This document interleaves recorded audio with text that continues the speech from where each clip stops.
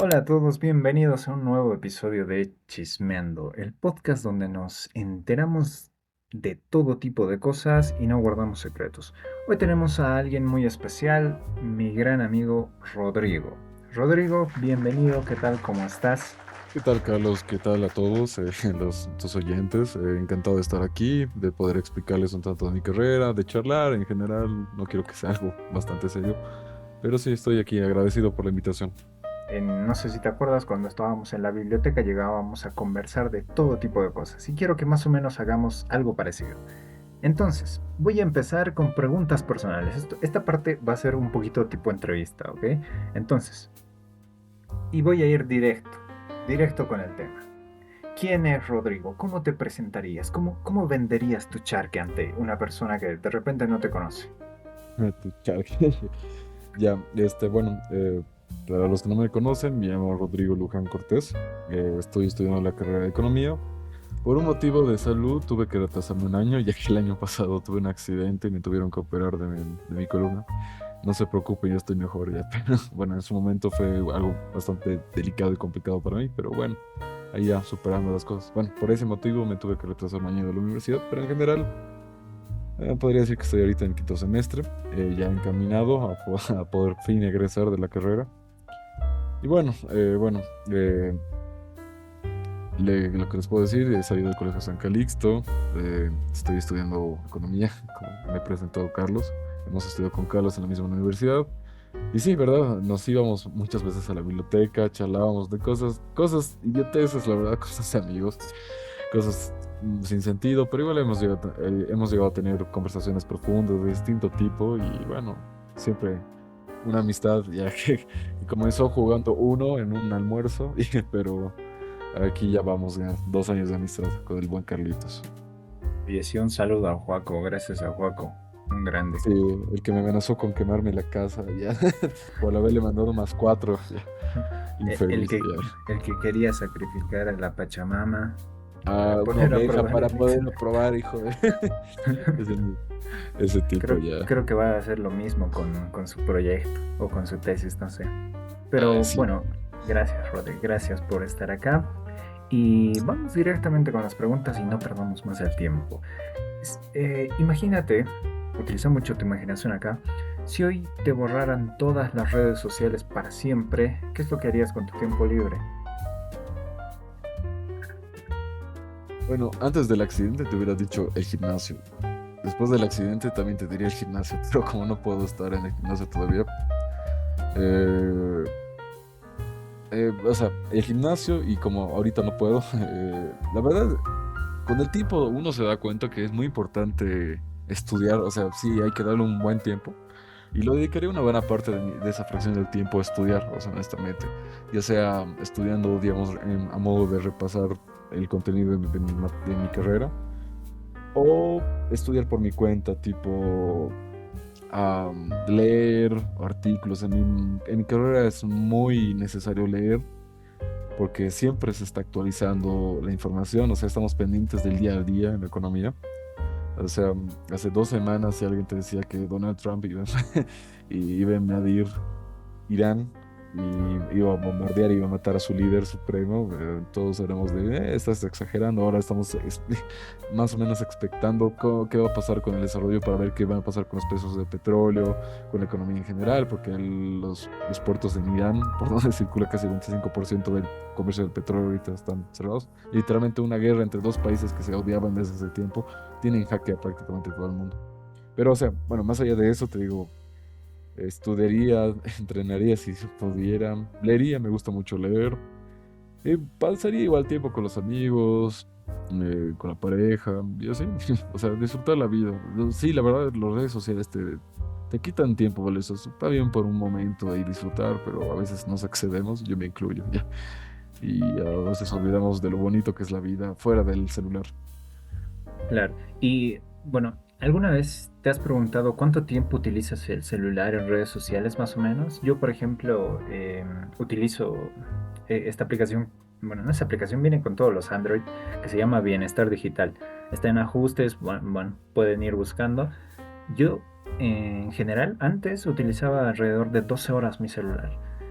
he comenzado a ponerle ciertas restricciones y demás y he llegado a disminuir a 8 horas. Que yo sé que no es mucho, pero bueno, algo es algo, ¿no? Es un gran ¿Cuántas, cambio. sí, cuántas horas más o menos tú utilizas redes sociales, sabes? O no, ni idea. A ver, honestamente, yo calculo que debo usar mi celular unas 12 hasta 14 horas. Igual sé que está exagerado. Pero la verdad, sí uso muchas redes sociales. Lo que más uso es Instagram, la verdad. Te mando muchos reels, ya, pero... Tengo un reel buenísimo, te lo voy a enviar a la siguiente mano. dale. Pero, o sea, uso más que todo mi, mi Instagram. Y bueno, también podemos considerar ya a YouTube como una red social, ¿no? Que se puede interactuar. Que es Claro. una red un poco distinta, pero bueno, cada quien puede publicar ahora lo que quiera. Pero bueno, honestamente, de esas 14 horas que yo uso en mi celular, 8 deben ser en redes sociales, entre Instagram y YouTube. No uso, gracias a Dios, TikTok ya. No uso TikTok, Ah, bien, bien. pero Es de los míos. sí, exacto, Yo no ya. tengo Pero instalado TikTok. ya, yo lo tenía por mi jefe, ya, porque mi jefe hacía sus videos y tenía que ir y darle likes, pero bueno, más que para eso, no, no. Pero, Y, o sea, sí, yo igual estoy consciente, digamos, de la cantidad de horas que uso y sé que son excesivas, que me quita tiempo valioso porque podría honestamente usarlo en cosas más productivas. Pero bueno, yo creo que también tienen su lado bueno, o sea, es como para que si lo sabes usar también son una buena fuente de información en YouTube. Prácticamente puedes ir y encontrar casi cualquier cosa de educación que quieras, matemática, física. Julio Profe era mi religión. ¿de verdad? Durante toda la secundaria, sí. Julio Profe, el mejor, de los mejores youtubers. O sea, considerando todos los youtubers e influencers que yo sigo, que obviamente no son de todos de educación, sino que de entretenimiento, distintas cosas. La verdad yo te diría que hasta Julio Profe se mete en el top 10, porque realmente fue muy útil para mí y lo sigo viendo. Siempre es necesario practicar, pero bueno, más allá de eso, sí, o sea, yo considero que uso mucho mis redes sociales y que tengo que empezar a controlar más eso. Bueno, te resulta muy curioso lo de Julio Profe, porque con mis amigos del cole, igual un saludito ahí, nos poníamos a analizar y una vez vino Julio Profe y tenía su presentación acá para la nueva presentación de la nueva calculadora. Y a mí, yo soy coleccionista de los relojes y las calculadoras, me gustan mucho. Y justo me compré la última calculadora, no me acuerdo cómo se llama, y me la tenían que firmar ya. Entonces, y fuimos con mis amigos y dijimos, pero realmente es Julio Profe el que, o es más que todo por el meme, con el que estamos a la moda. Y nos poníamos a pensar y decíamos, no, bueno, yo he crecido con Profe Alex, me decían muchos. ¿Lo conoces a Profe Alex? Sí, sí, a profe Alex, a matemáticas, bueno, ahorita no me acuerdo los nombres exactos, pero sí he conocido. Hay uno que me encanta mucho, que es Mate Fácil, que es un profesor peruano, Ah, que no quiero sonar racista ya, mentira. No, es no sé, peruano. o sea, siempre, sí, sí, no, mentira, me agradan los peruanos y este profesor era un crack, ya, este es un crack, te enseñaba bien, con paciencia, y sus videos eran largos, pero de que salías entendido bien. Julio Profe era un poco más sistemático, más tranquilo, iba más al punto, pero el otro profesor era como que no se le escapaba ni un solo detalle. Y no, yo lo quiero mucho. Y ahora ya no, Sí, yo ya no está igual. subiendo ya no está subiendo recurrentemente videos. Julio Profe creo que sí. Ya no lo consumo mucho porque la matemática que Julio Profe explica ya no corresponde tanto a la carrera. Pero, o sea, sí, de vez en cuando sí se me da. Igual hay uno que era Academia Internet. La verdad, el tipo habla un poco extraño.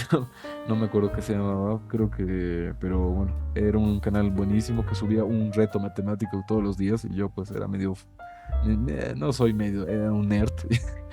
Y pues me gustaba revisar eso todos los días cuando estaba con mis 15 años. Y a veces lo miro con nostalgia y digo, debería hacer esas cosas. Pero luego digo, ya. Pero bueno, profesores y tipazos en la vida real. Yo con mate fácil he llegado a las Olimpiadas, aunque no lo creas. He llegado a Puta, ser sí. un capo. porque te explicaba increíble. Vayan, vayan a verlo. Ahora, hablando de los malos hábitos que tienes, ¿qué hábito tuyo, el mejor de tus hábitos, crees que nadie más tiene o el mejor hábito tuyo, cuál sería? La obsesión. O sea, puede parecer un poco raro decir, porque Ya, obsesionarse con algo es en sí puede sonar mal. O sea, yo entiendo, pero cuando uno se apasiona por algo, pues llega a niveles en las que dice, no, esto es para mí y lo que yo quiero es enfocarme en esto. Y pues a mí me pasó con muchas cosas. Como te digo, cuando tenía mis 15 años, por ahí 15 17 años, o sea, de mis 15 de mis 17 años, yo estaba muy obsesionado con ser científico. O sea, en teoría estoy estudiando para ser científico, científico social, una rama distinta a la wow, convencionalmente que uno piensa que es un científico que está en un laboratorio y esas cosas. Bueno, mi laboratorio es el mundo, pero bueno. ya. Em, la cuestión es que, pues, o sea, yo me obsesioné con eso, yo estaba muy metido en eso, pero bueno, las cosas no se dieron como tal, pero no me arrepiento de haber estado muy metido. Y bueno, también con el gimnasio, porque el gimnasio fue una gran salida para mí en varios aspectos. Una salida al estrés de la universidad, del estrés del trabajo, al estrés emocional que me provocaron ciertos acontecimientos personales, pero yo también me metí mucho en eso, sentía que... Y algunos dicen que, claro, te da disciplina, es verdad. Y ahí creo que la disciplina es como la obsesión sana, por decirlo así, porque hay una obsesión peligrosa que es cuando uno ya se convierte en vicio, en pocas palabras, ¿no? Pero una obsesión buena es la disciplina. Y no soy no soy el tipo más disciplinado, honestamente. Estoy comentando justamente de temas de cómo se me va la hora o se me va el día y no hago muchas actividades que debería estar haciendo por estar en redes sociales, pero cuando hay algo que me interesa y hay algo que le pongo muchas ganas, eso yo creo que sería lo mejor para mí. Yo diría que lo mejor, mi mejor cualidad, estar comprometido con las cosas cuando me interesan demasiado. Súper, qué buena cualidad. Ahora, hablemos y vayamos ahondando un poquito más a tus carreras. Me decías que querías ser científico, que yo creo que es el sueño de muchos niños. ¿Y por qué? Pero antes, ¿qué es lo que realmente querías estudiar? A ver, o sea, yo como típico niño quería hacer muchas cosas de que cuando iba a ser grande, pero bueno, pues, o sea, de niño uno quiere ser bombero, policía, militar, futbolista, pero pues son ideas locas, por decirlo así. O sea, no es malo soñar, pero cuando uno es niño no entiende bien de cómo funciona el mundo. Cuando vas creciendo te vas dando cuenta de la realidad laboral y esas cosas. Así, formalmente, lo primero que yo quería hacer era doctor. Quería especializarme en medicina, en microbiología, perdón. Y Ya. también me gustaba mucho el análisis de células madre, estaba muy metido, por eso, como te digo, quería ser científico. O sea, casi todo lo que formalmente yo quería hacer estaba relacionado con la ciencia o con la filosofía, porque siempre igual me gustó la filosofía. Primero era para ser doctor microbiólogo, después una época yo quería ser científico, o sea, científico físico, porque me acuerdo que veía The Big Bang Theory y me caía mucho, o sea, el ambiente y yo decía, quisiera ser doctor, así que me digan doctor Luján, pero doctor de físico, físico teórico o algo así. Y pues también, o sea, aunque en ese sentido, o sea, no tenía una idea clara de qué rama dedicarme. O sea, yo quería ser científico, quería estar relacionado con el estudio del universo y esas cosas, pero para el estudiar el universo hay física teórica, física aplicada, física, ingeniería aeroespacial incluso, ¿no? Astrofísica y muchas cosas, pero después con el tiempo me fui un poco más relacionando con la ingeniería porque mi papá era ingeniero. El tema es que si bien, digamos, tenía las cualidades y las aptitudes para ser ingeniero civil, eh, me faltaba algo que era muy importante en la ingeniería en general, la inteligencia espacial. Aparte de que soy pésimo dibujando, no tengo a veces una idea clara de cómo suceden las cosas. Me costaba de realizar los diagramas de cuerpo libre, entender la lógica de los movimientos.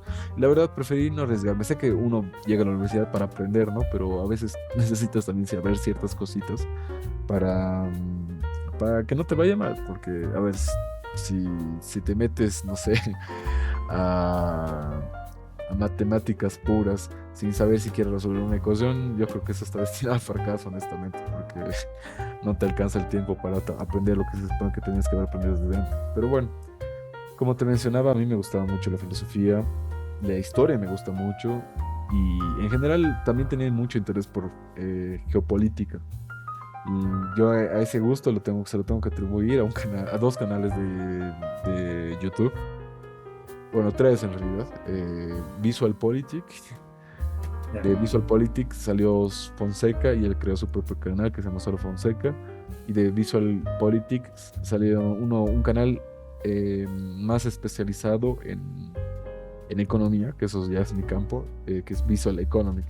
Yo pues con eso me sentía el experto ya, de solo ver un video que me creía capaz de arreglar la economía ya, pero o sea, sí, o sea, es una serie de cosas, pasiones. Es bonito tener muchas pasiones, pero cuando no sabes exactamente qué hacer, ahí es cuando se te complica. Entonces, yo diría que tal vez lo mejor hubiera sido que también me haya enfocado en una sola cosa y ahí, bueno, me hubiera costado un poco menos desvincularme de las otras carreras que yo en algún momento quise estudiar. Claro, pero yo considero que cada uno de tus sueños puede llegar a cumplirse. Mira, tú pueden llegar a decir doctor si es que decides optar por el doctorado. ¿Vas a ir por el doctorado Sí, o solamente te van a, como al Howard, ¿no ves? Señor Luján, eh, ah, todos doctores. sí, pobre Howard. No, sí, lo que en realidad en economía es la máxima aspiración es siempre ser doctor.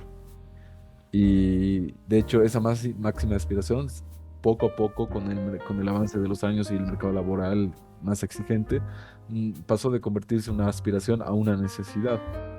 Porque si vas a, digamos, no vas muy lejos, digamos, ponte al Ministerio de Economía, al Banco Central, a organismos internacionales como el FMI, la CAF y esas cosas, eh, bueno, es difícil que encuentres siquiera un magíster trabajando ahí. O sea, mínimo tienes que ser doctor. Hay algunos que ya incluso tienen dos doctorados, ya y se está haciendo cada vez más complejo. Pero claro, es un sueño que implica mucha inversión, mucho sacrificio de tiempo, personal, familiar incluso, ¿no? Porque la mayoría de los doctores ya tienen incluso familia. Pero bueno, yo creo que lo considero que es un sacrificio que vale la pena en mi caso, pero en general en todas las carreras, bueno, todas las carreras, las profesiones, incluso aquellas que no, no tengan que ver con algo de la universidad, yo considero que es pues bonito cuando uno aspira a grandes cosas, porque es una brújula, por decirlo así, que te guía, que sabes a dónde quieres llegar. Y si lo consigues, hermoso, perfecto. Y si no, también ha valido la pena, porque también el proceso es valioso y es único y irrepetible. Claro, qué hermoso, Rodri. A ver, permíteme, te voy a comentar un poquito qué es lo que quería hacer yo desde pequeño. Con mi amigo teníamos el sueño de ser policías o militares. No, Y así, Edman y así Lara, ha sido. ya. ¿No? Ya. Bueno, mejor. Y bueno, así. Y bueno, poco a poco mi amigo se terminó desanimando. Ahora estudia comercio exterior. Y bueno, yo ingeniería comercial, ¿no? Hay totalmente distintos. Y bueno, después, eso es lo que quería hacer de niño. Pero en un mundo perfecto, y aquí cambia la pregunta. Yo, por ejemplo, en un mundo perfecto yo sería mariachi, o sea, cantante de rancheras. Porque se me da muy bien, me gusta el estilo. Y en un mundo perfecto, pues yo tendré una voz increíble, casi como de charro. Pero actualmente no la tengo. ¿Tú qué serías en un mundo perfecto? Todo es perfecto. ¿Qué Messi, sería? papá. Messi. O sea, Uh, tendría dos uh, mundos. Sería difícil decirte. Permíteme responder con dos mundos perfectos, ¿ya? Dale, O sea, dale. que meta a Dios en una ánfora eso y que saque el papelito y a la suerte, pero con eso cualquiera de los dos voy a estar conforme. Ser un Dale. futbolista al estilo Messi, porque Messi siempre ha sido mi ídolo, ¿ya? Honestamente, Messi siempre fue mi ídolo, siempre lo banqué, el mejor futbolista. ¿Quién carajos es Cristiano Ronaldo? ¿Ya? Pero, pero bueno, y en el otro, siento que igual, o sea, igual sería un científico. Lo que no te diría sería qué tipo de científico, porque ese fue el problema, digamos, de haber tenido muchas pasiones. Y honestamente, y no es por echar de menos a mi país, pero si, digamos, fuera boliviano, la única manera que yo me haya convertido en un físico famoso es que haya sido, que me haya ido a vivir desde muy pequeño a Estados Unidos, a Inglaterra. Es un mundo perfecto, viejo. En este mundo, Bolivia es No existe. potencia mundial. Acá Ah, acá ha aprovechado muy bien su salida al mar. Nadie le ha robado territorio. Ha hay aprovechado muy litio. bien. eh, las minas de Potosí están intactas, viejo. Aquí nadie le ha robado. Es un mundo Ah, perfecto. ya, ya, ya. Aquí, Entonces, aquí dado así, los políticos son como Bukele, mejor arriba. Están 3 peldaños arriba que Bukele. Aquí todo es no, perfecto. Es un mundo perfecto. no usan TikTok y ya. Ya, a ver, No bueno, existe TikTok. si ese es el caso, o sea, bueno, no, sería economista igual. Sería economista, porque es que, mira, es un sueño loco. Es posible que no lo logre. Quisiera que sea así, y si se puede, y yo veo que va a haber un camino directo a eso, yo voy a hacer todo lo mejor para lograrlo. Quisiera hacer un premio Nobel, porque es que pues, ganar un Nobel siendo científico, ya sea economista, físico, químico, lo que sea. Bueno, no hay de medicina, pero ya. Eh, ganar un Nobel, pues es que es inmortalizar tu nombre. ¿Cachas? Es decir, yo estoy hasta el tope, o sea, yo soy de lo mejor, de la crema, ya.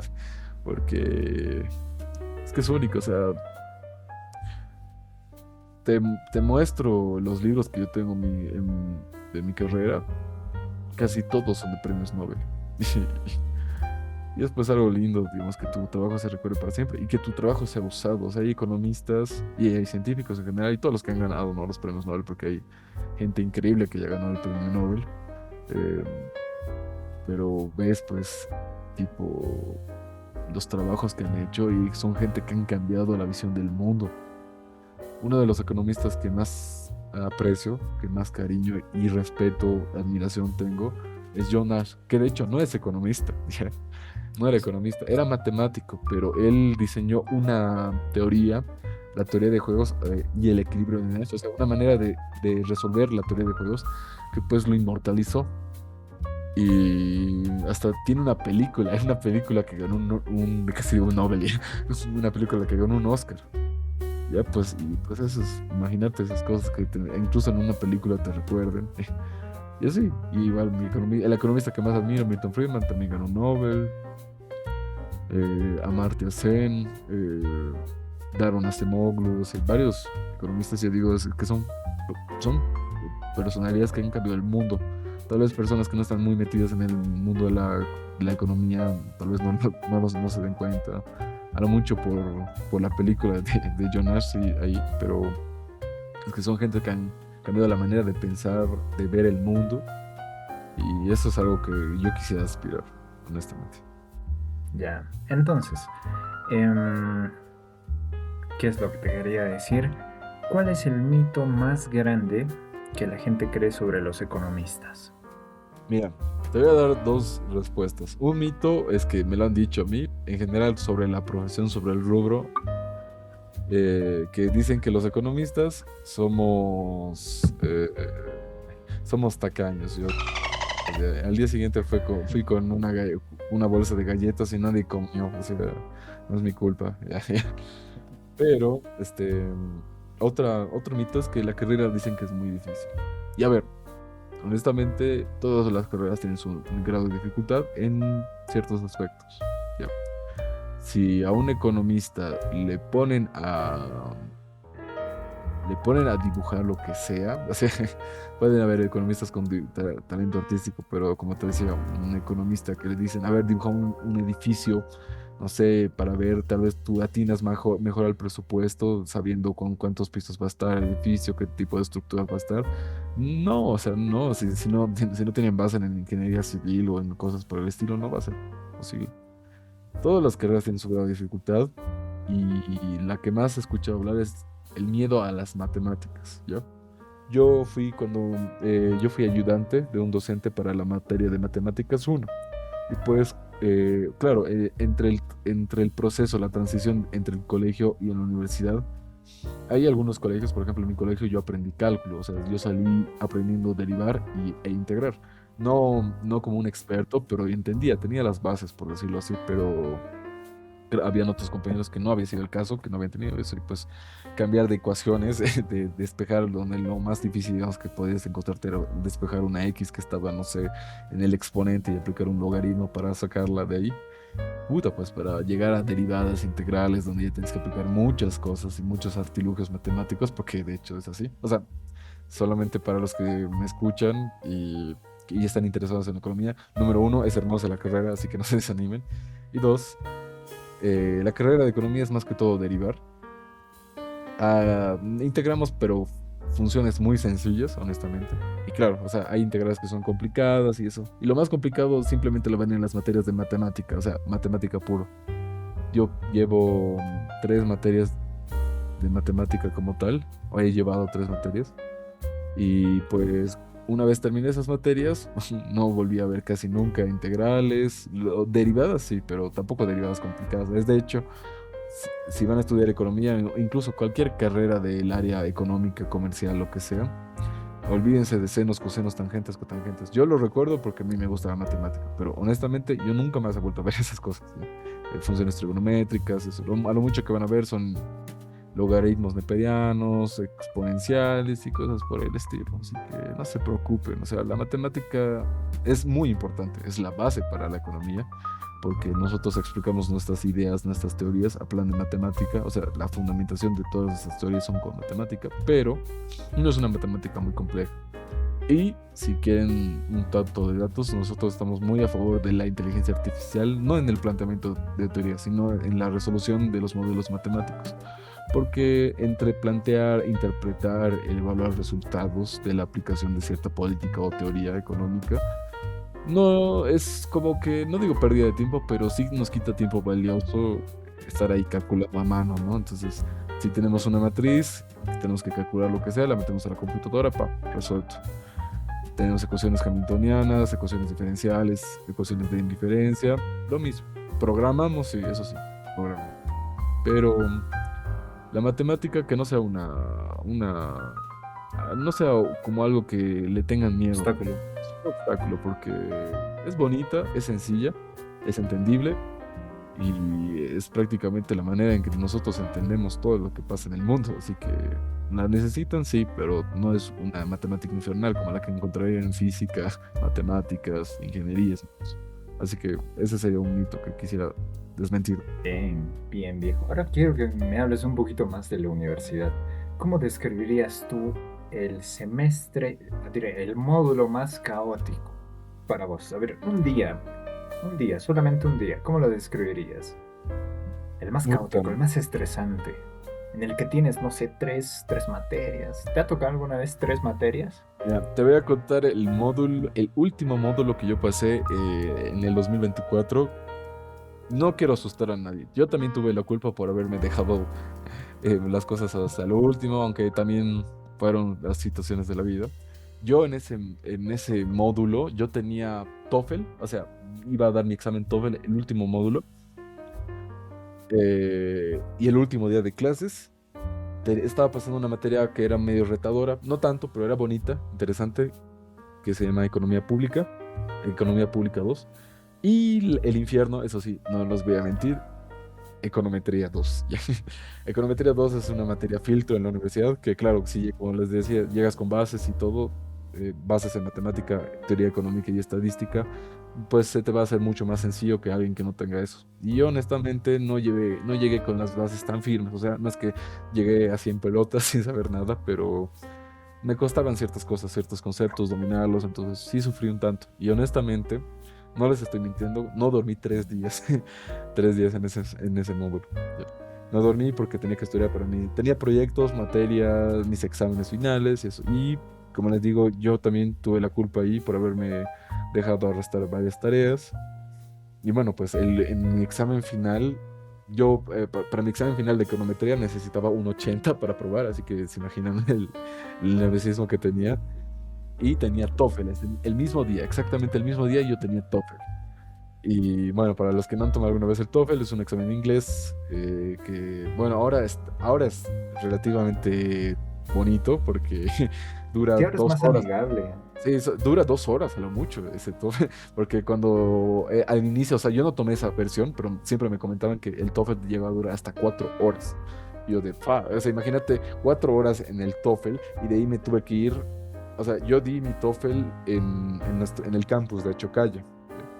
Y de ahí Ya. me tuve que ir a posgrado, o sea, no tuve ni tiempo para almorzar ni para refrescarme. Llegué tipo con 20 minutos de anticipación a mi examen de econometría. Lo único que hice fue ir a la cafetería, comprarme el café más potente que tenía porque realmente estaba fundido.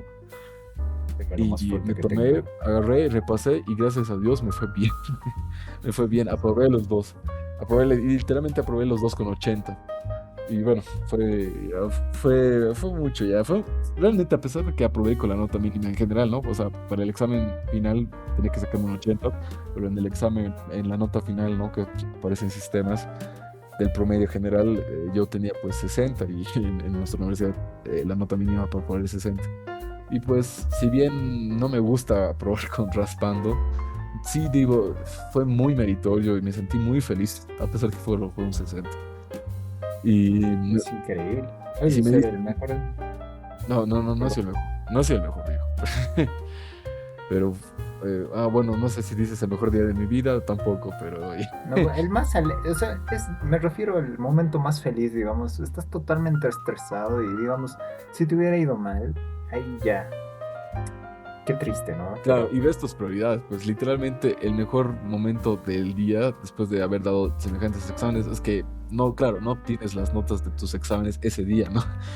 Pero yo vives sabía de estresado. economía, yo sabía que me habían ido bien, pero igual tenía ese pequeño estrés, que incluso yo te había comentado, ¿no? Me dijiste, tranquilo viejo, vamos a ir a tomar, ya de que, que nos vamos a ir a cañar, pero o sea, sí tenía ese estrés, pero sí, en el fondo sabía que me he ido bien y gracias a Dios me fue bien. Pues, lo mejor de ese día fue llegar a mi casa y dormirme, porque llevaba 3 días sin dormir y pues, puta, a ver, ella llegó a mi casa tipo 6 de la tarde. No te miento, ese día, al día siguiente desperté tipo 8 de la mañana, así que le metí 14 horas de sueño, viejo. Bien merecidos, carajo. Bien, viejo. ¿Y eso es lo máximo que has estado sin dormir 3 días? ¿O hay Sí, más, no? honestamente sí. Ha habido veces que sí me amanecí un poco, o sea, me he amanecido. Incluso una vez Pero igual, como les digo, ha sido más mi culpa por no haber manejado bien mis tiempos. Pero sí, una vez sí me amanecí, o sea, bueno, o sea, no dormí todo un día, pero a lo mucho, la verdad, yo siento que es mejor si me duermo, o sea, yo me duermo temprano y me despierto temprano a estudiar, a diferencia de otros que prefieren quedarse estudiando hasta tarde y de ahí levantarse y eso. No sé, Sí, al bueno, menos a mí me funciona mejor así, no sé si a los otros les funciona. Y bueno, es muchísimo mejor.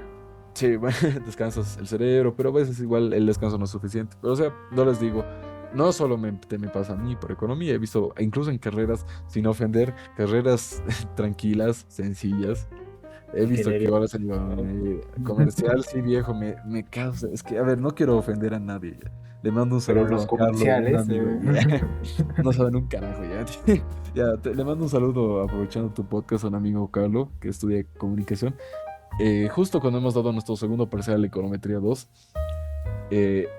bueno, en la materia yo la estaba pasando en posgrado, como te decía, y mi amigo estaba pasando su materia también en posgrado en el mismo horario y estamos en el mismo piso. Entonces salíamos de Ya. la materia y nos encontramos en el descanso. Y pues o sea, literalmente de ese examen hemos salido bolsas la mayoría. O sea, bolsas en el sentido de estar cansados. A mí me fue mejor en ese examen. Gracias a eso generé un poco de colchón para el tercero, porque honestamente si no, no lo lograba. Pero eso, pero tipo, yo le pregunto, che, ¿cómo te ha ido en tu examen parcial? ¿Cómo te ha ido? Y yo le cuento cómo me había ido y cómo había sido mi examen. Y este maldito me dice que su examen era hacer un TikTok. Así que imagínate el nivel de diferencia de esas cosas. Pero bueno, es que Cada uno con su nivel de sí, dificultad. sí, sí, exacto. Pero bueno, o No, sea, les pero digo, en todas las carreras, lo más importante, o sea, más allá de que sea economía, lo más importante es saber manejar los tiempos. O sea, hasta para el que estudia medicina y arquitectura al mismo tiempo, ya. Si se sabe organizar, la logra, es la verdad. Sí, Es parte es de claro. crecer y madurar a saber administrar tu tiempo. Aunque es Claro. natural, es humano procrastinar, pero uno tiene que estar consciente y ser responsable con su tiempo. Sí. Igual la creatividad es una dificultad, aunque no lo creas. Yo tengo una amiga que es muy buena para los números, ¿ya? Y es capa. Tiene una mención en finanzas y así toda la cosa. Pero, ¿cuál es la dificultad a la hora de ser creativa? Lo más creativo que se le ha ocurrido y lo más innovador ha sido una lavadora de zapatos. Ah, ya. Y existe, creo, si no estoy mal. Sí, Ya debería. existe. Sí, Ya. ¿no? Y para ella era innovador y así toda la cosa. Y eso así lo más creativo, pero tú le das algo que tenga números y así, se la pasa increíble, le entiende, para programación igual, le va bien, en Excel es increíble, experta y todo ese tipo de cosas. Entonces yo creo que cada uno con el nivel de dificultad, porque para algunos es mucho más fácil ser creativos que para otros, ¿no? Entonces, igual con los números. Ahora, hablando de todas estas materias difíciles que de repente nos topamos en la U, si pudieras eliminar una materia de tu carrera así para siempre, ¿cuál sería y por qué? ¿Cuál sería y por qué econometría? Ya. No, mentira. Econometría es muy importante. A pesar de lo que sufrí, me gustó mucho la materia, porque es muy importante, ¿no? Pero, a ver, no, siento que todas las materias, en realidad, más que añadir, o sea, más que quitar, yo añadiría, de hecho, materias. Ahí siento que hay materias, aunque sea un año más mi carrera, estoy dispuesto. O sea, el tema económico sería el único problema, pero por el aprendizaje yo estaría dispuesto, ¿no? Pero, a ver, sin ofender, ¿ya? Hay materias que son como de relleno, les decimos de relleno, y depende cómo veas, si miras el vaso medio lleno o medio vacío. ¿Ya? Si lo miras medio lleno, dices, son materias para descansar, para huevear, para farmear un poco de nota, para aumentar mi promedio y eso. Si ves con el medio vaso vacío, te das cuenta que muchos de esos profesores entienden que sus materias son de relleno y aún así te joden. Y por eso te joden, ¿no? Honestamente, a pesar de todo, sí me disfruté, pero hay una materia que en particular sí me causó un tanto de XD. O sea, me mandaban mucha tarea para la materia que era. Ojalá no me escuche mi docente, pero ya. Bueno, si es así, tu materia da asco. Usted no, pero su materia sí da asco, ya. Liderazgo y ética, esa materia. Honesto. Liderazgo. Para que Ya los me que no imagino. saben de qué se trata esa materia, te enseñan a ser líder, ¿ya? Y bueno, pues se supone que todos somos líderes, pero cuando hacemos trabajos en grupo, a ver, escojan un líder, ¿ya? ¿Qué pasó, Master? ¿Que no todos seremos líderes? ¿Que no todos seremos iguales? Honestamente. Y ahora sí te digo, materias que me han costado. De hecho, hay modalidades de materias. A algunos les conviene el módulo, el sistema modular de la universidad. Pero yo siento que hay algunas materias que yo siento que tal vez estarían mejor si fueran semestrales. ¿Ya? Eso sería un tema que acabaría. Las materias troncales principalmente, o sea, tipo estadística, matemática, econometría y teoría económica, o sea, las bases de teoría económica, yo creo que las usaría como materias semestrales. Sí, hay Pero materias que sí merecen la pena ser semestrales. sí, eso. Y no la porquería de inglés, ¿ya? Mentira. No, no, mentira, pero sí, a veces cansaba estar en inglés, pasártela el semestre ahí en inglés. Pero Sí. sí, bro. Ya, bueno. ¿Y alguna vez has usado todo lo que has aprendido en clase para algo en tu vida real o de repente todo se queda en tus apuntes?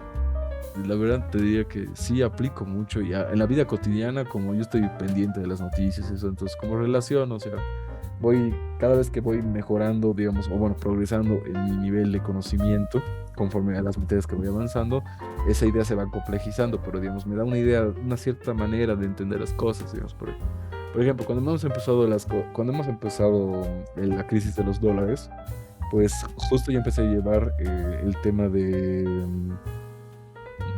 mercado cambiario, justo en esos momentos. Y estamos hablando de por qué el tipo de cambio fijo era muy ineficiente. Claro, cuando estamos pasando plena crisis, yo me he dado cuenta, y era una idea sencillita porque simplemente graficábamos dos rectitas y veíamos cómo se trasladaban y cómo generaban problemas con el déficit y esas cosas y por qué los tipos de cambios que son flexibles o que, bueno, no flexibles en su totalidad, pero sí permiten cierta maniobra del mercado, tanto del mercado como del propio Banco Central, es que son más eficientes esas cosas. Bueno, uno ve, analiza y dice, esto me va a servir para siempre. Y sirve, o sea, a ver, yo no diría, yo no he sido, yo no he pronosticado, ni siquiera así con lo que yo estudio economía, se me hubiera ocurrido pensar que en un momento el dólar iba a estar en 20 pesos. Pero, o sea, son cosas que te asustan, pero, o sea, analizas y dices, tal vez las cosas van a mejorar si hacemos estos, si analizamos políticas y dices, claro, en las propuestas electorales, yo estaba muy pendiente, es la última elección que hemos vivido en Bolivia, es la elección más importante de la historia, y a pesar de eso, no siento que fue tomada muy en serio, pero era la elección donde se jugaba más cosas de nuestra historia. O sea, porque literalmente hay un antes y un después del MAS. El MAS marca un ciclo, el fin de un ciclo, no solo de su ciclo de gobierno, sino de un ciclo económico en general. Y pues ahora dices, bueno, no tenemos que volver a repetir los mismos errores de depender solamente del extractivismo, que en economía se conoce como enfermedad holandesa. Pero dices, no, necesitamos dinamizar, expandir nuestra matriz productiva, no depender de eso, empezar a recibir inversión extranjera. O sea, eso veíamos en la teoría cuando estábamos analizando crisis de balanzas de pagos y esas cosas.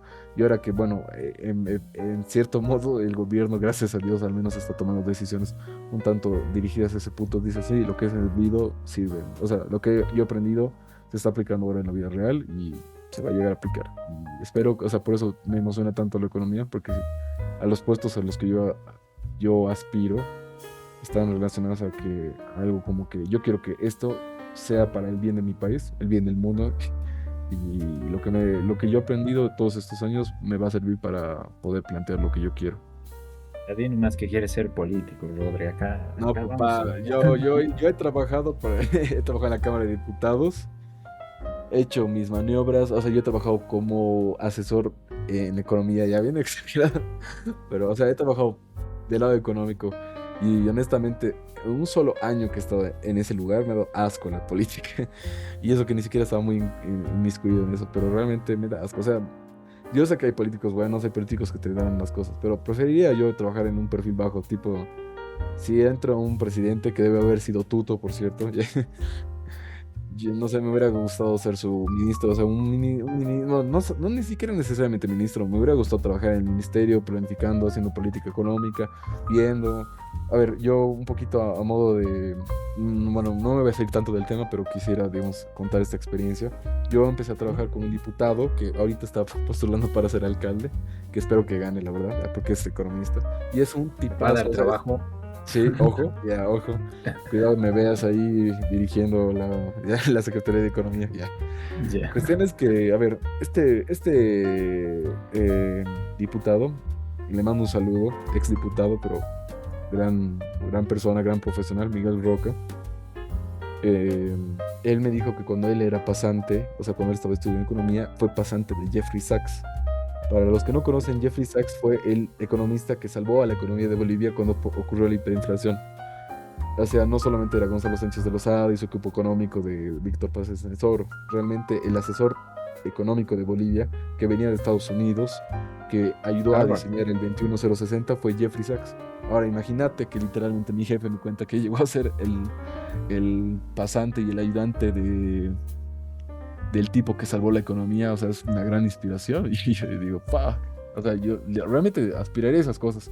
Y a ver, honestamente, mucha gente no ubica quién es Jeffrey Sachs aquí en Bolivia. Y aunque digo, o sea, me gustaría ganar reconocimiento, o sea, como te dije hace un rato, me gustaría ganar un Nobel, aspiraría a ganar un Nobel. También me gustaría mantenerme en un perfil bajo, o sea, yo no soy mucho de llamar la atención, de ganarme los focos, o sea, no soy muy amigo de eso. Soy tímido en general, pero no sé, o sea, yo prefiero que mi trabajo se vea, ¿no? Que lo aparente, así. Con todo respeto, porque hay ministros que trabajan, pero yo prefiero de ese lado, honestamente. Grande, grande. Y bueno, hablando de las noticias y todo este tipo de cosas, y tomando en cuenta que falta como 2 horas para que se conozca los resultados preliminares, ¿cuál dirías tú que va a ser nuestro próximo alcalde o y gobernador? Mira, no he visto, no estoy, como te digo, me has quedado la política, aparte de que no ganó Tuto y ganó Edman Lara, ese pelo. Perdón, no sé si me dirá, no sé si se considera un delito, pero ya, ese pelotudo de Edman Lara, porque realmente es un pelotudo.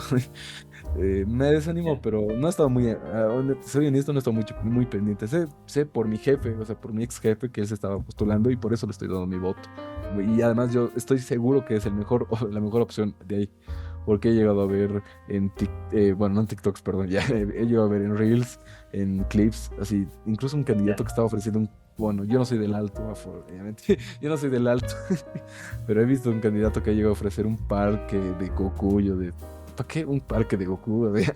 O sea, literalmente el Alto es la ciudad con el peor tráfico de Bolivia, incluso en Latinoamérica me animaría a decirlo, y literalmente un tipo se está ofreciendo, en vez de decir, "Ah, vamos a ordenar esto, yo ofrezco este tipo de soluciones, viene, va y te ofrece un parque, o sea, es como el candidato el Chi Hyun-chung, que literal en plena crisis del COVID, mientras otros, digamos, estaban planteando de mejorar el sistema de salud, dinamizar la economía para que se reactive, puta, él va y dice, "Ay, voy a abrir un casino en el centro de Violín". Y bueno, más, digo, no sé, a ver, pero viendo la pregunta, ah, de corazón quisiera que gane Miguel Roca. Pero yo siento que va a ganar César Dockbayer. Que para la gente que no lo conozca, él trabajó, fue un chupamedias de Evo Morales, del MAS, y ya saben la gente que está votando. Aquí históricamente el MAS nunca había ganado. Ahora el MAS en teoría está desmantelado, pero hay gente que es del MAS, que son masistas, nacieron masistas o se convirtieron en masistas y van a morir masistas. Y César Dockbayer es uno. Así que hemos roto esa tradición de no haber hecho ganar nunca a un candidato del MAS. Claro. Bueno, La otra a opción ver, tampoco es que me gustara. Igual la verdad, sí. Y la gobernación, a ver, honestamente, yo creo que lo va a ganar Luis Revilla. Un poquito siento que lo va a ganar Luis Revilla. Y la otra opción sería Leopoldo Chuy, que bueno, no sé. Vi que le regalaron un toro, así que supongo que lo quiere. Y honestamente, yo voté por Kurt Range. No conozco mucho de las propuestas de Kurt Range. Voté, o sea, sé que es un poco inconsciente de mi parte. Yo voté únicamente porque él fue presidente del club del que yo soy hincha, el club de Strongers, y por eso nomás he votado.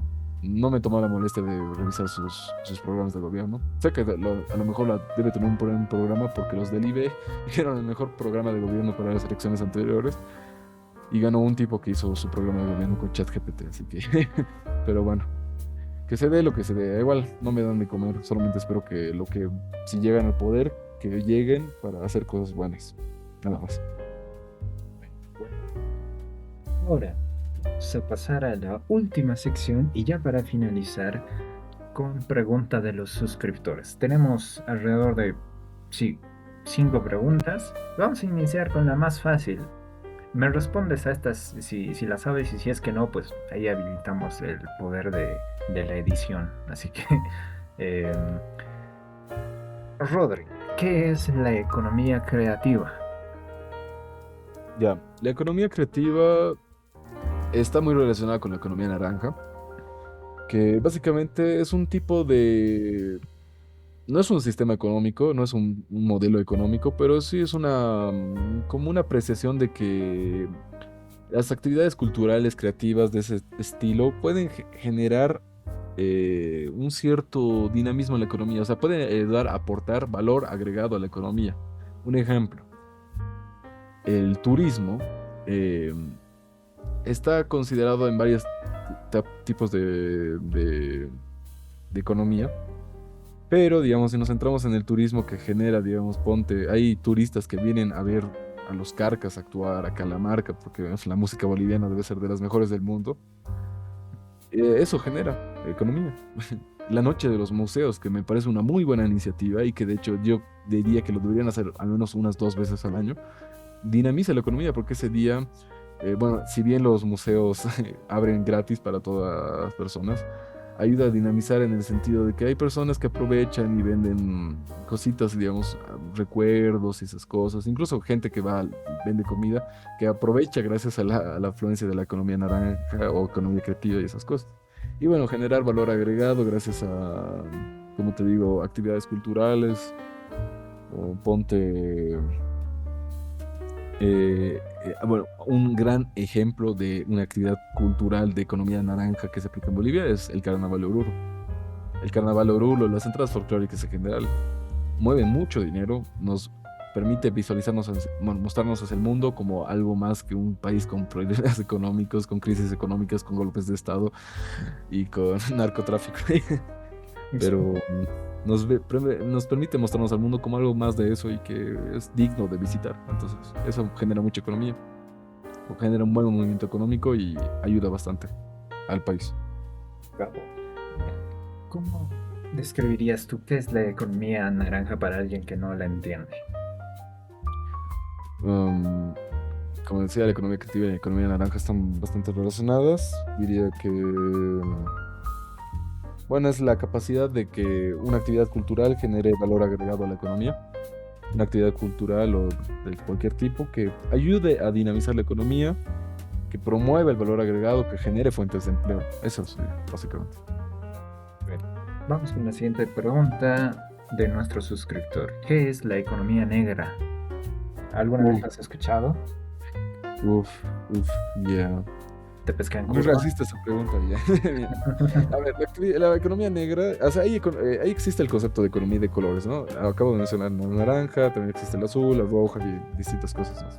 La economía negra básicamente es la economía en la que se genera movimiento económico a partir de actividades ilegales. ¿Ya? Ejemplos. Esos son básicamente. ¿Generan movimiento económico? Sí.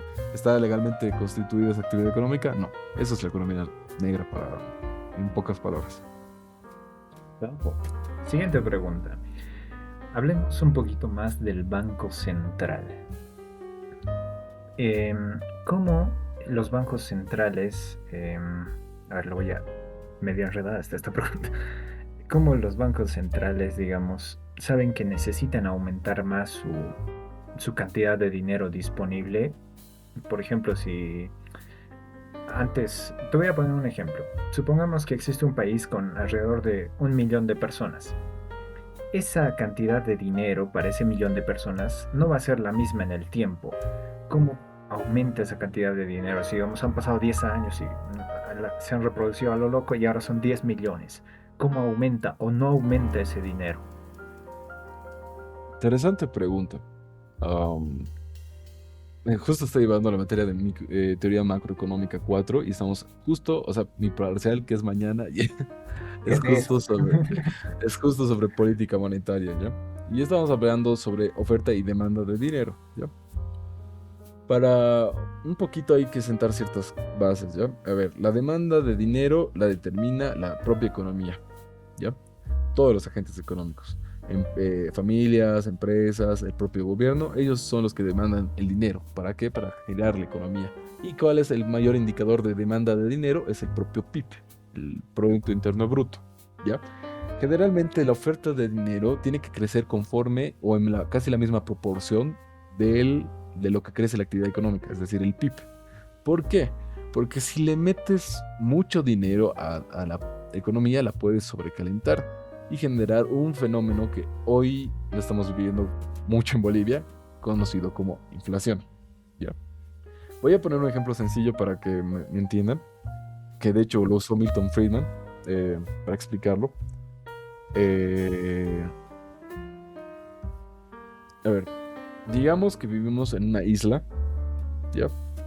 Eh, donde hay solamente dos bienes, ¿ya? Hay cocos y hay eh, almejas, conchas, como le quieran llamar. Prefiero llamar almejas porque el otro es medio quise. Ya, almejas, digamos. Y las almejas las usamos como si fueran monedas, como dinero prácticamente, ¿no? O sea, tipo, voy y yo le digo a mi vecino, oye, che, te cuento que se me ha acabado se me han acabado los cocos para el desayuno, me puedes vender 2 cocos y yo te doy a cambio de 2 cocos, 2 almejas, ¿ya? Entonces, digamos, en una economía donde hay 100 cocos y hay 100 almejas, es lógico pensar que cada coco vale una almeja, ¿ya? Ahora, ¿qué pasa si de la nada aparecen otras 100 almejas? O sea, se conservan los 100 cocos y aparecen 100 almejas. O sea, ahora hay 200 almejas. No va, el coco no va, o sea, los que venden el coco no se van a hacer los tontos y van a decir, este, sé que tienes más almejas, así que el precio del coco también ha subido. Entonces ahora dame 2 almejas. Ese, esa, ese fenómeno de que aparece dinero de la nada, le conocemos aquí como emisión inorgánica de dinero, que en palabras sencillas es imprimir dinero. ¿Ya? Muchos he escuchado decir, tal vez en su ignorancia, otros, esos los que digan que imprimir dinero es la solución, es porque son unos estúpidos. O sea, si son conscientes de lo que están diciendo, son unos estúpidos. Y si lo dicen porque son ignorantes, bueno, o sea, todos somos ignorantes en muchos aspectos y lo mejor es siempre educarnos sobre esos temas. Entonces, la impresión de dinero sin sustento del PIB, sin sustento legal, sin sustento del movimiento económico, genera simplemente inflación. Toda la vida va a generar inflación. Imprimir dinero genera inflación, inflación, inflación, inflación, inflación. De hecho, la inflación se lo conoce como, o sea, aparte de la definición clásica, que es el aumento generalizado de precios, a la inflación se lo conoce como fenómeno monetario, que se debe debido al aumento de irregular en dinero, ¿ya? Ahora, la inflación es mala, no necesariamente. La inflación, de hecho, es necesaria porque conforme va creciendo la economía, tiene que ir aumentando la inflación porque los precios no se pueden quedar estáticos toda la vida. O sea, no habría incentivos para las empresas para seguir produciendo, ni habría incentivos para los individuos para ganar y trabajar, ¿no? Pero cuando ese aumento de dinero no tiene un respaldo en el movimiento económico, ahí es cuando se genera la inflación. Y bueno, pues ha habido varios casos en el mundo donde, pues, por imprimir dinero y no tener respaldo, pues el dinero pierde su valor, pero su valor adquisitivo. Es decir, si antes, a ver, el ejemplo más fácil que puedo dar ahorita, antes comprábamos nosotros con 50 centavos, comprábamos un pan, ¿no? Y con 1 peso comprábamos 2 panes. Ahora, con 1 peso apenas podemos comprarnos un pan, ¿no? Porque ahorita está en 80 centavos.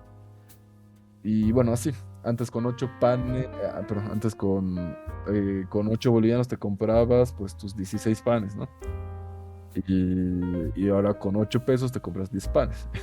Entonces, así para no meterme tanto con la matemática, el valor del boliviano ha decrecido en 6 panes, porque antes comprábamos 16 panes y ahora solo compramos 10 con 8 pesos, ¿no? Eso es la pérdida del poder adquisitivo. ¿Ya? Y el tema de la pérdida del poder adquisitivo y la inflación se genera no solamente por la emisión de dinero, sino por el problema del tipo de cambio, porque evidentemente si se dispara el tipo de cambio como llegó a suceder, las cosas importadas aumentan de precio, cosas así, tenemos problemas como el desabastecimiento de los combustibles, que no solamente porque nos quedamos sin dólares para comprar, sino porque con esos dólares no podíamos alcanzar a comprar tanto, porque se había desaparecido la moneda. Y así. Ahora, el Banco Central tiene, en teoría, según siempre, o sea, según la teoría económica y según la misma ley, está en la Constitución, de hecho, el Banco Central es independiente al Estado. Es independiente del gobierno, en realidad. Es una institución del Estado, pero es independiente del gobierno. ¿Qué significa esto? Que el Banco Central no debería ser jamás obligado a imprimir dinero si no quiere. La única tarea que tiene el Banco Central es la de preservar el poder adquisitivo de la moneda. Y que vaya aumentando según lo que tenga que pasar. O sea, de hecho, hay personas que, digamos, tú y yo hablamos así de la nada y decimos, ay, ojalá que bajen los precios. Y empiezan a bajar los precios de todas las cosas. A ese fenómeno se le llama deflación. Y la deflación, de hecho, es mucho peor que la inflación alta. Porque las empresas se ven obligadas a dejar de producir porque no están ganando nada. Y bueno, pues hay desabastecimiento general de todo. Pero hay una medida clara. Usualmente, de hecho, se recomienda que la inflación no debería superar el 2% anual. y bueno, es casi no subir nada, pero ahí mantener el poder adquisitivo de la moneda es lo más importante. Entonces el Banco Central solo debería hacer eso. Pero sabemos que hay metiches, hay metiches, hay cuestiones políticas que obligan al Banco Central que agarra y le presta, realiza préstamos a la economía y agarra y les da dinero y al imprimir dinero, como te digo, genera inflación. Y eso es lo que hemos estado pasando especialmente en los últimos 2 años. Y ahora, esta última pregunta de nuestro suscriptor fiel, Alexander, nos dice, yo soy estudiante de medicina, ¿cómo puedo invertir? ¿Qué significa invertir? Invertir significa aportar un capital para cierta actividad, esperando que esa actividad te genere un rendimiento superior al capital que tú has invertido inicialmente. ¿Ya? O sea, así funcionan todos los negocios.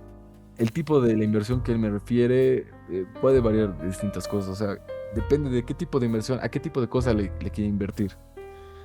Yo asumo que se refiere porque últimamente las inversiones más famosas y más buscadas son las inversiones hechas en el mercado de valores, en los criptoactivos, esas cosas me imagino, porque te digo, formar un negocio significa invertir en algo.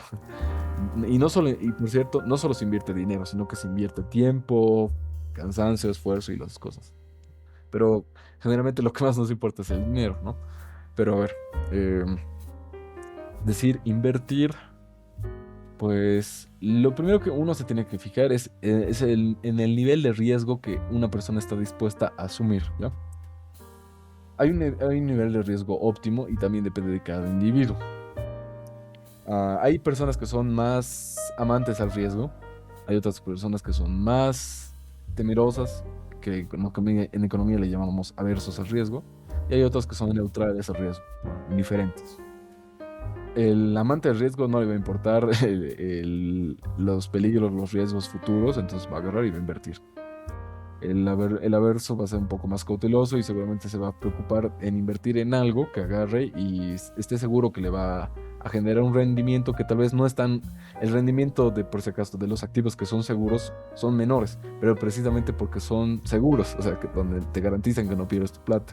En el rendimiento de los activos que son muy riesgosos, obviamente te dicen, invertí pues y vas a ganar el doble, ponte una estafa piramidal, ¿ya? O invertir en los bonos de Bolivia, ¿ya? Pero son riesgosos, claro, pero si te dicen, vas a ganar el doble, bueno, tal vez estoy dispuesto a aceptar ese riesgo porque necesito la plata y ya. Entonces, primero tiene que ver tu amigo Alexander, qué tipo de persona con respecto al riesgo es, averso, amante o neutral al riesgo, ¿ya? Después, evaluar bien el tipo de activo al que va a invertir. Y bueno, pues también el tipo de activo al que le vayas a meter plata, eso va a determinar de todo. Como te decía, si le metes a una estafa piramidal, o sea, una empresa con estructura piramidal, lo más probable es que vas a perder tu plata. Ahora, si le metes en un bono de algo, ponte en un DPF, ¿ya? Los bancos están respaldados legalmente, así que no puedes perder tu plata. Pero si le metes a un DPF, puede que no está trabajando tu dinero pasivamente, ¿ya? Porque lo dejas ahí y va a generar interés. Y lo mismo con las cajas de ahorro y cosas por el estilo. Así que eso, o sea, que depende de las cosas que vea. Si hay algo y lo más importante, si es que conoce bien cómo funciona en lo que quiere invertir y entiende de los riesgos y todo, le va a ir bien, es lo más seguro que le va a ir bien. Gracias. Y última pregunta es igual de Alexander, dice, ¿qué tarjeta puedo utilizar para comprar de manera digital? Bueno, suerte con eso, ya bueno, hay aplicaciones. Lo bueno de la crisis, siempre hay que ver el lado bueno de las cosas. Lo bueno de la crisis económica es que nos ha ayudado a entender y a abrirnos a más maneras de generar dinero y a manejar nuestro dinero. ¿Por qué? Porque todos sabemos de las restricciones con los dólares que hay actualmente. De hecho, ni siquiera se puede comprar juegos en Steam para que se den cuenta por la restricción del dólar. ¿Ya? Entonces, para ese tipo de cosas es difícil incluso mandar ponte dólares desde acá hasta otro país por ese motivo.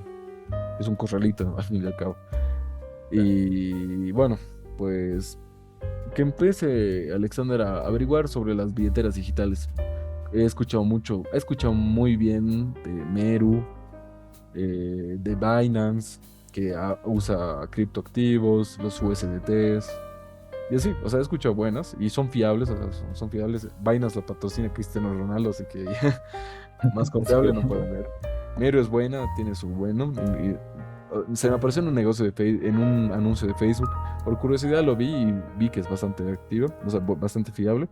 Y, o sea, igual hay más billeteras. Las que conozco, las que te digo son Takenos, Meru y Binance.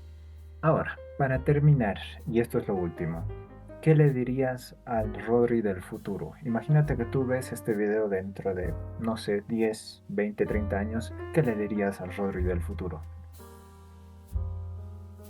Ah, que el Barcelona va a ser el mejor equipo del mundo. Ya. A ver, hablando en serio, que no se desanime. Yo miro a mi pasado y quisiera volver y recordarme eso, porque he pasado por momentos muy complicados, honestamente, o sea, más allá de la carrera, he pasado por momentos muy complicados a nivel personal, de salud. O sea, mi papá falleció hace unos 4 años y fue un golpe muy duro porque literal cuando empezaba la carrera, apenas empezando la carrera, falleció mi papá. Eh, también, este, también pues pasó lo de mi accidente, que no solo me desanimó por el gimnasio, sino porque también dejé la universidad casi un año. Y bueno, pues eh, que no se desanime, o sea, las cosas pasan por algo. Yo soy fiel creyente en esas cosas, ya. Mi nivel de creencia en Dios es alto. No soy muy religioso, pero sí creo en Dios. Igual pienso que las cosas pasan por algo. Si no cree nadie en eso, no hay problema. Igual las cosas pasan por algo. Se llama destino, ya. Pero que no se desanime, que siga luchando por sus sueños. O sea, sé que puede sonar muy genérico, muchas personas te van a decir lo mismo, pero es que es muy importante. O sea, no importa cuántas veces lo escuches, es muy importante que lo tomes en cuenta, luchar por tus sueños y trabajar por ellos, trabajar duro, porque las cosas no son de a gratis. Y como dice mi mamá, lo mejor siempre cuesta, lo bueno cuesta. Y mientras más obstáculos tenga tu camino, mejor va a ser la victoria, más dulce va a ser la victoria, porque, bueno, perdón a los diabéticos, pero ya, mejor va a ser la respuesta, porque es lindo cuando recoges la cosecha de tu siembra, porque algo que has hecho con amor, con dedicación, y cuando ves los frutos, es indescriptible la sensación. Puede que suceda como conmigo con un examen, como suceda el día que yo, si Dios quiere, me titule, como el día que tal vez eh, saque mi Gane. doctorado, que entre a trabajar en el Banco Central o en alguna institución importante, gane el Nobel, como me quieres decir. O sea, lo más importante, pero igual, es disfrutar el proceso, porque si bien los resultados no siempre se obtienen, no siempre obtienes lo que quieres, es una triste realidad, pero mientras lo aceptes más pronto, va a ser mejor las cosas. Ahí realmente tu vida cambia y empiezas a valorar más los pequeños detalles y los pequeños momentos y lo que has vivido en el transcurso de eso, a simplemente depender de los resultados, porque al fin y al cabo los resultados y los reconocimientos van y vienen, pero lo que has vivido, lo que has experimentado es único en la vida y cada persona tiene una historia diferente para contar.